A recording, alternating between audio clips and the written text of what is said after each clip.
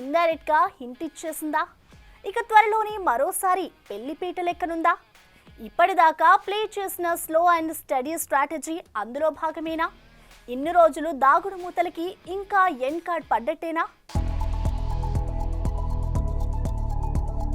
చైతుతో divorce అయ్యాక Sam ఎవరిని పెళ్లి చేసుకుంటుందా అని క్యూరియస్ గా వెయిట్ చేశారు అంతా.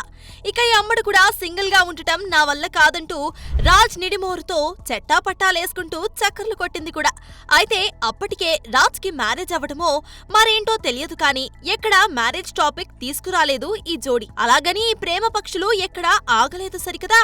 వరుస పోస్టులతో సోషల్ మీడియాలో మరిన్ని మంటలని రాజేసింది. ఇక అప్పుడో ఇప్పుడో గుడ్ న్యూస్ చెబుతారు అనుకున్నా ఇండైరెక్ట్ గా హింటులివ్వడమే తప్ప పెళ్లిపీట లెక్కేస్తున్నాం అంటూ చెప్పని పరిస్థితి. ఇక ఇవన్నీ పక్కన పెట్టేస్తే తాజాగా కొత్త ఇంటికి సమంత కొత్త ప్రయాణం అంటూ క్రేజీ పోస్ట్ రిలీజ్ చేయడంతో ఇక వీరి పెళ్లి ఏంటో దూరంలో లేదని, ఈ విషయమే శామ్ మెల్లిమెల్లిగా రివీల్ చేస్తుందని చెవిలో గొనుక్కుంటున్నారట నెటిజన్లు. ఇక శామ్ రాజ్ల విషయానికి వస్తే వీరిద్దరూ the family men 2 Citadel series లో కలిసి పనిచేసిన విషయం తెలిసిందే. చూడాలి మరి ఇకనైనా దాగుడు మూతలాడకుండా త్వరగానే పెళ్లిపీట లెక్కేస్తుందో లేక మరింత టైం కావాలంటూ ఇలాగే సాగిస్తుందో.